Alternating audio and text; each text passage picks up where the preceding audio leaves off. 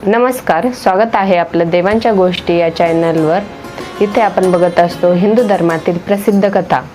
आज आपण बघणार आहोत गुरुचरित्रातील 7 महत्त्वाच्या गोष्टी जे गुरुचरित्र आपल्याला करायला सांगते। चला तर मग बघूया अशा कोणत्या 7 महत्त्वाच्या गोष्टी आहेत जे गुरुचरित्र आपल्याला करायला सांगते। यातील सगळ्यात महत्त्वाची पहिली गोष्ट गुरुचरित्राचे पारायण। हे गुरुचरित्राचे सर्वात महत्त्वाचे आणि फलदायी कार्य आहे। गुरुचरित्राचे पारायण कसे करायचे याची सविस्तर माहिती गुरुचरित्राच्या ग्रंथाच्या सुरुवातीला दिलेली आहे। तरीही महत्त्वाची गोष्ट अशी की हे पारायण 7 दिवसात पूर्ण करायचे असते। काही भक्त गाणगापूरमध्ये गेल्यानंतर 1 दिवसात देखील हे पारायण पूर्ण करतात। तुम्ही 7 दिवसात पारायण पूर्ण कसे करायचे याविषयी माहिती स्क्रीनवर बघू शकता। गुरुचरित्राच्या पारायणात एक अशीही शुभ गोष्ट मानली जाते की गुरुचरित्राचे पारायण हे शनिवारी सुरुवात करून शुक्रवारी संपवणे शुभ मानले जाते। शुक्रवार हा श्रीपाद श्रीवल्लभांचा आवडता दिवस आहे। तुम्ही कधी गाणगापूरला गेलात तर गाणगापूरच्या संगमावर किंवा औदुंबराच्या वृक्षाखाली हे पारायण केल्यास लाख पटीने त्याचे फळ मिळते।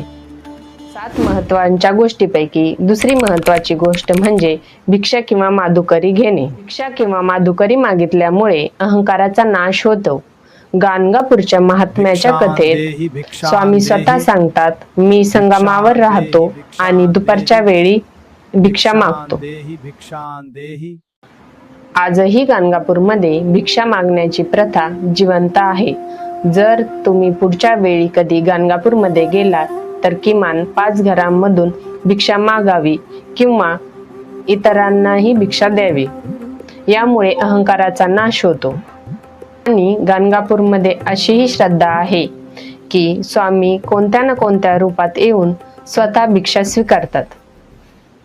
चला आता आपण बघूया 7 महत्त्वाच्या गोष्टींपैकी तिसरी महत्त्वाची गोष्ट म्हणजे औदुंबर आणि पिंपळ वृक्षाची पूजा।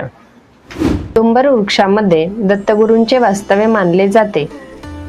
गाणगापूरमध्ये गेल्यास तेथे गाणगापूरमध्ये औदुंबर वृक्षाखाली बसून गुरुचरित्राचे पारायण केल्यास अत्यंत फलदायी मानले जाते।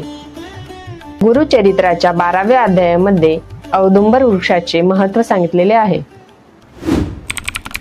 चौथी महत्त्वाची गोष्ट म्हणजे भस्मलेपन आणि पूजा।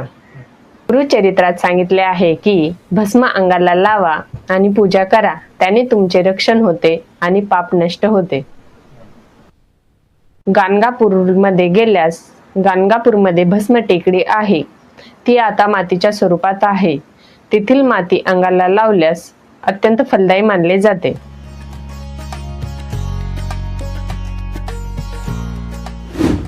पुढील 5वी महत्त्वाची गोष्ट म्हणजे शिवपूजन, रुद्राक्ष पूजन आणि सोमवारचे व्रत। गुरुचरित्र सांगते की शिव आणि विष्णू एकच आहेत, त्यांना एक रूप मानून त्यांची पूजा करावे। रुद्राक्ष धारण करणे हे अत्यंत शुभ मानले जाते।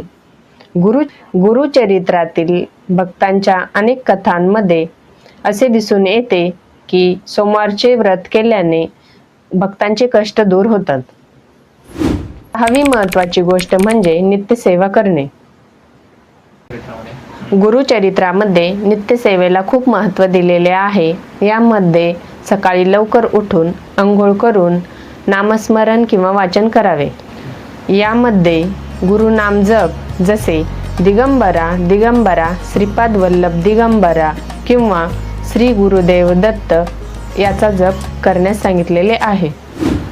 आपण आता बघितलेल्या 6 गोष्टींव्यतिरिक्तही गुरुचरित्रात आणखी काही महत्त्वाच्या गोष्टी सांगितलेल्या आहेत, जसे नामस्मरण, गुरुकृपा मागणे, गुरूंची सेवा करणे आणि पाप टाळणे या महत्त्वाच्या गोष्टी सांगितलेल्या आहेत।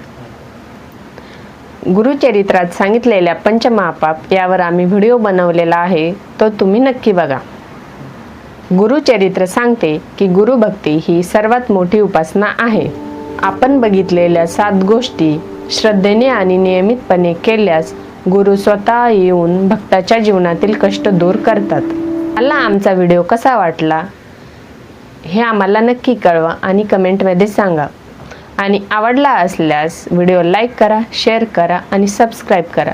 श्री गुरुदेव दत्त.